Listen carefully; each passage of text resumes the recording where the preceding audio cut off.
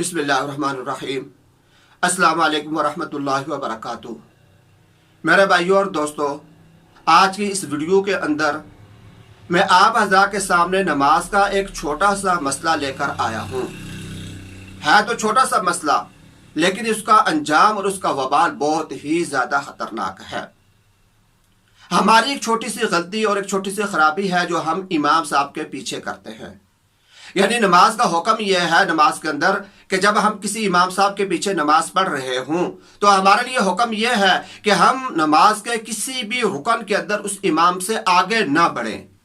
यानी इमाम अभी खड़ा है, उससे पहले रकू कर लेना, इमाम रकू के अंदर है उससे पहले अपना सर उठा देना, उससे पहले सजदे के अंदर चले जाना या उससे पहले कोई काम कर लेना, यह नमाज के अंदर बहुत बड़ी गलती है। अगर किसी इंसान ने ऐसी गलती कर ली, वो नमाज के अंदर इमाम से किसी रुकन के अंदर आगे बढ़ गया, तो मेरे भाइयों और दोस्तों उसकी नमाज टूट जाएगी। उसकी वो नमाज उसको उस वक्त चाहिए कि उसकी नमाज टूट चुकी है, उसको दोबारा नियत बनकर दोबारा फिर वो इस इमाम के साथ पीछे नमाज के अंदर शरीक होना पड़ेगा। अगर वो इमाम से आगे बढ़ गया, यानी किसी भी रुकन के अंदर इमाम से आगे बढ़ना, ये मुफसदात सलात में से है, यानी नमाज को तोड़ने वाला है। और इसके अंजाम के लिहाज से कि अगर कोई इंसान ऐसा जानबूझकर करता है, अनजाने में अगर उसने कर दिया तो फिर भी उसकी नमाज टूट जाएगी। और अगर उसने जानबूझकर ऐसा किया तो इसका वबाल और उसका नुकसान यह है कि हुजूर पाक अलैहिस्सलाम ने इरशाद फरमाया कि कल क़यामत के दिन जब वो उसका हशर होगा, उठाया जाएगा, तो उसकी शक्ल जो है वो गधे की शक्ल की तरह होगी। यानी इमाम से आगे बढ़ जाना, उसका यह नुकसान है कि अल्लाह पाक कल क़यामत के दिन उसकी शक्ल को बिगाड़ देंगे और गधे की शक्ल में उसको उठाया जाएगा। तो इसलिए मेरे भाइयों और दोस्तों, हमें चाहिए कि हम इस बात के अंदर एहतियात करें। मैं भी देखता रहता हूँ, अक्सर आप हजरात को भी ये बात नजर आती होगी कि बाज़ हमारे वो नमाजी भाई जो नमाज जल्दी पढ़ते हैं, जिनकी आदत होती है जरा जल्दी जल्दी से नमाज पढ़ना, जल्दी रकू में जाना, जल्दी से सर उठाना,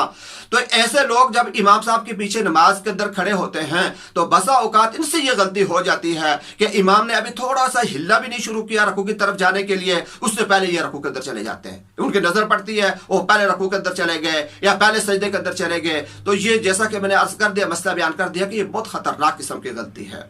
इंसान को जब इमाम के पीछे नमाज पढ़ रहा हो तो इस बात की बहुत ज्यादा एहतियात करनी चाहिए कि इंसान से यह गलती हरगिज नहीं होनी चाहिए कि इमाम से आगे बढ़ जाना। बाकी अगर नमाज के अंदर सबक वगैरह के अंदर अगर उससे कोई गलती हो जाती है तो इमाम के पीछे मुक्तदी की गलती माफ है। कोई भी अगर गलती करेगा जिससे सजदा साहब भी वाजिब हो जाता है तो वो भी इमाम के पीछे अगर खड़ा है मुक्तदी तो उसको माफ है, वो इमाम के ताबे होता है। तो आगे नहीं बढ़ना चाहिए। और इसके तरीके के तौर पर छोटी सी बात मैं आपको सामने अर्ज कर देता हूं कि इंसान को चाहिए कि जब वो इमाम के पीछे नमाज पढ़ रहा हो तो बिल्कुल इत्मीनान के साथ खड़ा रहे, रकू करे, सजदा करे और उस वक्त तक अपने जिस्म को हरकत ना दे कि जब तक कि इमाम की पूरी आवाज, जब वो तकबीर की आवाज कहता है अल्लाहु अकबर या समी अल्लाहु लिमन हमीदा, पूरी आवाज जब वो निकाल ले और इमाम जो है जब इस आवाज को निकालने के बाद फिर उसके बाद इस आवाज इमाम की इस आवाज को सुनकर उस मुक्तदी को चाहिए कि फिर उसके बाद वो हरकत करे ताकि वो इमाम से आगे ना बढ़ जाए।